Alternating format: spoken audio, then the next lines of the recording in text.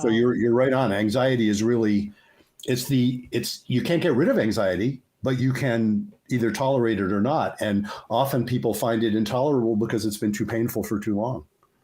Wow. This is really eye-opening. But I do wonder if there's anything else more besides anxiety. And why I mean that, like when you start a new relationship, you have met a new partner, and just like you have the how do they call the honeymoon phase at the beginning, right?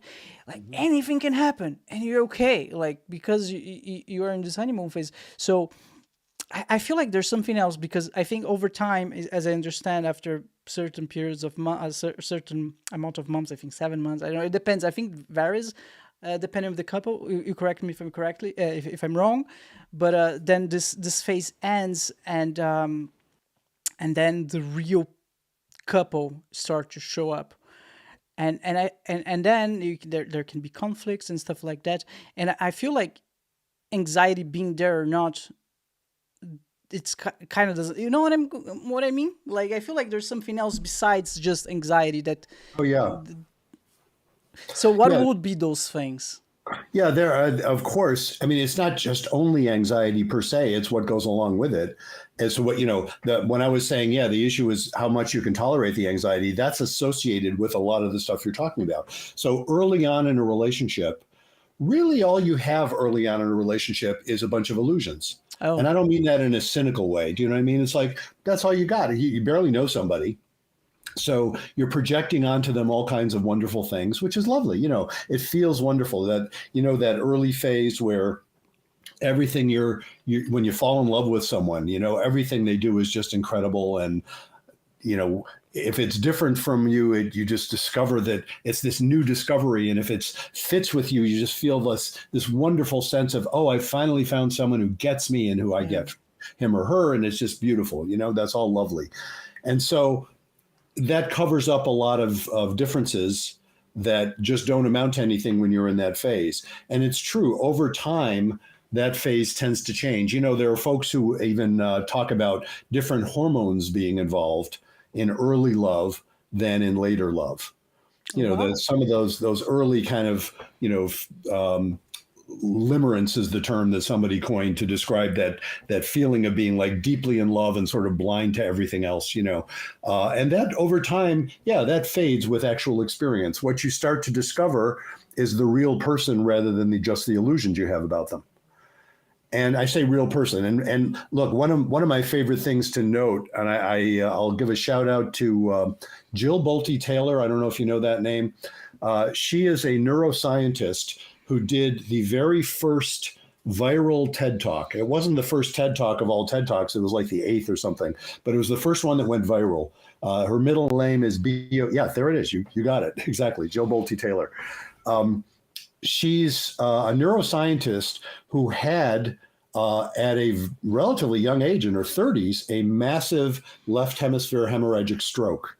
And it wiped out a lot of her left hemisphere functions for years. And she wrote about that after she recovered her functions. She wrote about that in a book called My Stroke of Insight.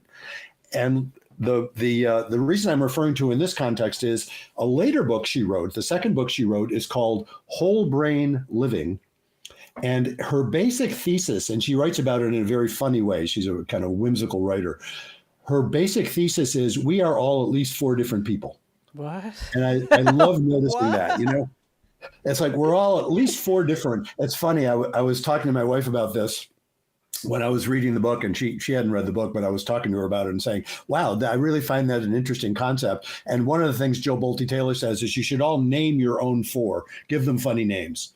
So I asked my wife, explain the concept. I said, what would you name your four people? She immediately said, John, Paul, George, and Ringo. Of course, that we're boomers. So that's a reference that a lot of folks wouldn't necessarily get, but that's the Beatles. Anyway, the point being, if you realize that being, when you're getting to know somebody, when I say, you start to get to know the real person isn't always consistent, whereas that's what Jill Bolte Taylor points out. Well, there's at least four different people in there that you see different people at different times, but they're all active at various times. It's just one or the other one is apt to be more of the four. Only one of the four is the one that panics.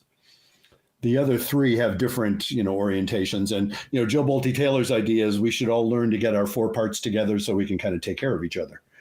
So especially the one that's freaking I'm not sure what's your language code here. Can I say an F-bomb? I'm not sure. Yeah, go ahead. Oh, good. Yeah, freaking the fuck out. That's what I was thinking. It's only one part that's freaking the fuck out. The other parts, have different takes on things. One of them is very logical. One of them is very just wants to have fun. One of them is very holistic and in touch with everything, And then there's that one that panics anytime anything seems vaguely dangerous. And when that one comes to the fore, it's awfully difficult to talk. And a lot of times what happens is people get into panic mode and then they can't hear each other. They can't even hear themselves. But getting back to your point, yeah, in the honeymoon phase, you don't see a lot of panic because people are just so enthralled with each other, they don't observe the differences as difficult. But over time, you keep encountering things that, this person that you love and you're so in love with also turns out to be different from you. Of course, nobody's attracted to somebody who's a clone of themselves. They're attracted in part to the differences. And those differences also come along with some things that are annoying as well as wonderful. That's the human condition. So over time, people start experiencing that sense of annoyance, and how they manage that in part determines how they're going to go. If they can be okay with that, and even, when a couple is doing really, really well, those annoyances are just funny. They're there, but they're just funny. Nobody cares about it really. You learn to live with it. When a couple isn't going well, any one of those annoyances is just further evidence of how angry they should be with each other. Wow. That's so interesting. And so would it be safe to say that after you've been in a relationship for a while and you know all of those four different persons that exist inside of your partner and you accept them, you just accept them, this is my part, would you say that's true love? That's a good way of saying it. I hadn't thought of it in those terms, but I almost never, I hate to say never, but I can't think of a time. I don't question people's love for each other. Do you know what I mean? If people are loving each other, that is true. Sometimes it turns out that people who love each other simply aren't okay with each other. You know what I mean? So I wouldn't say that isn't true love. I can tell you a little bit of my personal history that's relevant here, because I mentioned, I'm in a second marriage. The short story of my first marriage is that both my ex and I went on to marry really wonderful women, and we're both a lot happier. That's the short story of my first marriage. And my ex is a wonderful person, but clearly it turned out. And it took us a long time to figure that out. Took her a long time to figure that out. Turned out we weren't suited to each other in some very important ways. Both good people. We both loved each other, but clearly it wasn't going to work because there was a deal breaker there. And that is often true, folks. So again, true love, I think we had true love, but it wasn't the kind of love that was going to make a marriage last. So that I certainly think the idea of continuing to love someone, even when you know all of those different aspects of them, even when you've experienced those various annoyances, that certainly is lasting love.